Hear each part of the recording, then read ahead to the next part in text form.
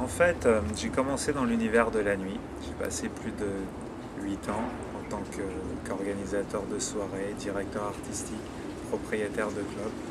Et puis, devenir producteur, faire du cinéma, c'est quelque chose qui me taraudait l'esprit depuis beaucoup d'années. J'avais pas eu la chance de faire de grandes écoles de cinéma comme l'IDEC, etc.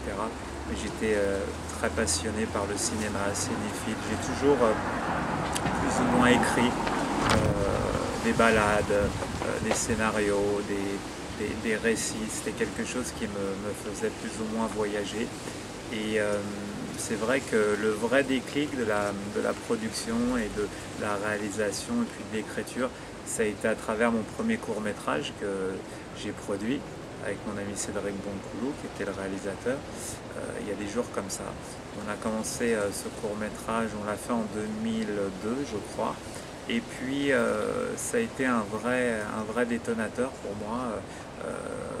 J'ai compris que ma place était dans le cinéma, que je devais en faire, que fallait que je passe beaucoup plus de temps à écrire.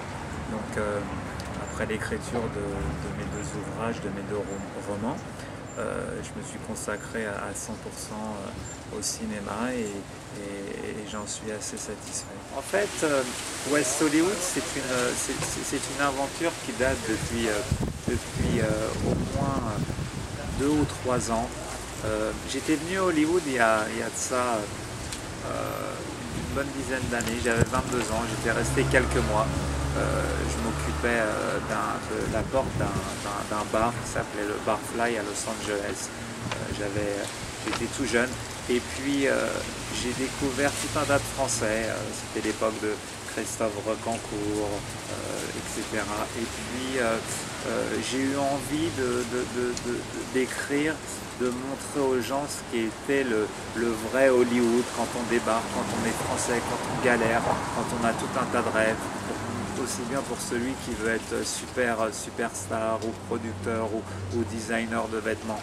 Donc c'est un peu tout ce que j'ai pu rencontrer, toutes les histoires que j'ai pu voir qui m'ont donné envie d'écrire West Hollywood pour faire découvrir et partager le parcours de jeunes Français qui arrivent comme ça sans rien connaître et qui sont pleins de rêves et d'envie. Voilà, donc ça a été difficile à le mettre en place, mais une fois qu'il a été mis sur le papier, j'ai commencé à le produire. En fait, West Hollywood a été fait au démarrage non pas pour Internet, mais pour le proposer aux chaînes. On l'avait fait en format 26 minutes, voire 52 minutes, avec beaucoup de guests, beaucoup de gens qui avaient participé à la bande-annonce, comme Jimmy Jean-Louis, Dee Rose, Gilles Marini qui avait fait Sex in the City et tout un tas d'autres guests. Et puis je l'ai proposé aux chaînes, je l'ai proposé aux chaînes hertziennes et aux chaînes du câble.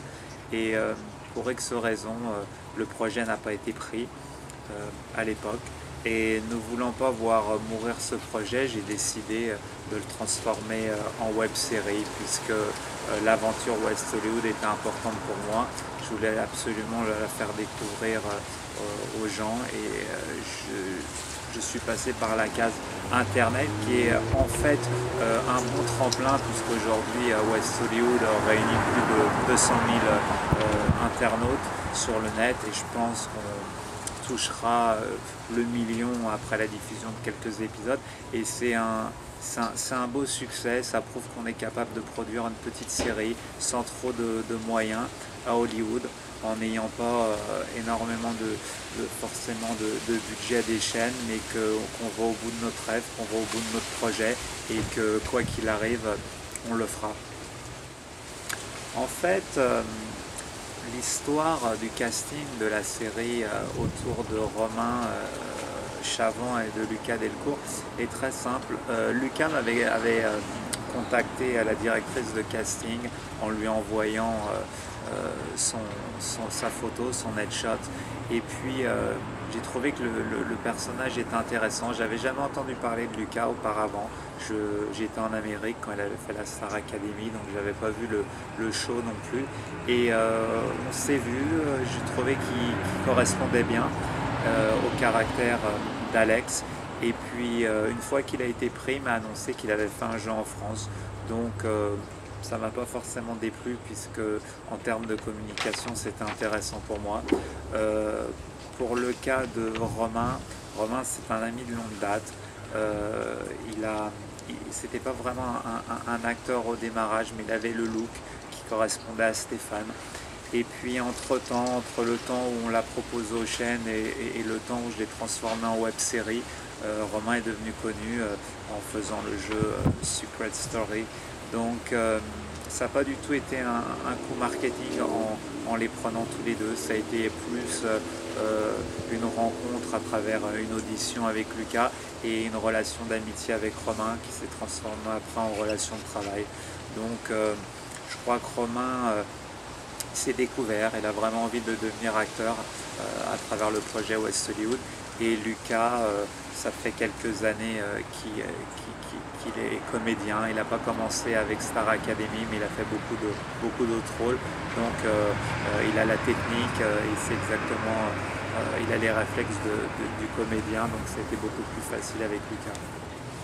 En fait, l'objectif de West Hollywood, c'est de faire partager notre saison, notre première saison sur le net, voir comment la série plaît et comment les gens la reçoivent. À partir de ce moment-là, si les internets sont au rendez-vous et s'ils nous demandent de produire la seconde saison, on la produira. Je diffuserai en libre accès les 5 ou 6 premiers épisodes et ensuite je passerai sans doute sur un accès payant mais qui coûtera très peu d'argent pour que nous puissions rentabiliser un petit peu la production et produire la seconde saison. Rien n'est défini encore, tout est une question d'audience, tout est une question de voir si les gens apprécient ce projet et si ils ont envie de voir la suite. Voilà, je pense que c'est le public qui juge, c'est les internautes qui nous donneront leurs sentiments et à partir de ce moment-là, on continuera pas. La création des séries en Amérique, je crois qu'ils sont les meilleurs, donc on peut pas. Il est très difficile de combattre les Américains à ce niveau-là, déjà parce qu'ils ont beaucoup de budget et parce que leurs scénaristes sont très bons. Ils ont les meilleurs pôles de scénaristes. Donc à partir de ce moment-là, c'est une vraie compétition. Je suis assez fan de toutes les séries qui se font en Amérique, 24, Californication, Entourage. Je me suis beaucoup inspiré de Californication et d'Entourage pour West Hollywood, notamment non pas sur l'histoire mais plus sur le grain de l'image, le grain de l'image étant un axe essentiel pour moi. Je crois qu'il n'y a pas de compétition, ils sont en compétition avec personne, ils sont tout simplement les meilleurs parce qu'ils ont les plus gros budgets et que la diffusion se fait à l'international et non pas juste en Amérique. Donc on a beaucoup à apprendre et la base de toute série c'est l'écriture, donc je crois qu'il faut visionner, s'imprégner de ce qui se fait de mieux en Amérique. En fait, on a eu beaucoup d'anecdotes et beaucoup de stress sur West Hollywood parce que West Hollywood, c'est une petite équipe, c'est une équipe qui travaille dur malgré qu'elle soit très professionnelle et que cette équipe soit formatée pour faire des films. On tourne en moyenne un épisode par jour, donc il y a beaucoup de stress. Je suis assez dur avec mon équipe dans le sens où je suis perfectionniste, donc je veux être partout, visionner, être aussi bien devant, derrière la caméra, assister au montage, etc. Donc les anecdotes qui se sont déroulées ont été les anecdotes habituelles du schéma petit budget, petite équipe. C'est de courir dans les rues de Los Angeles parce qu'on n'a pas forcément tous les permis, que les acteurs oublient leurs vêtements d'une scène et une autre, donc on se retrouve avec un t-shirt bleu et dans la deuxième séquence un t-shirt jaune alors que c'était censé être la même séquence. Et puis des anecdotes amusantes où Romain oublie Céline, appelle Lucas au lieu de l'appeler Alex, enfin bon, tout un tas de petites choses comme ça, mais rien de bien grave. Je vous donne juste rendez-vous sur le site également de la série www.west Hollywood, la série.tv. À bientôt. Ciao.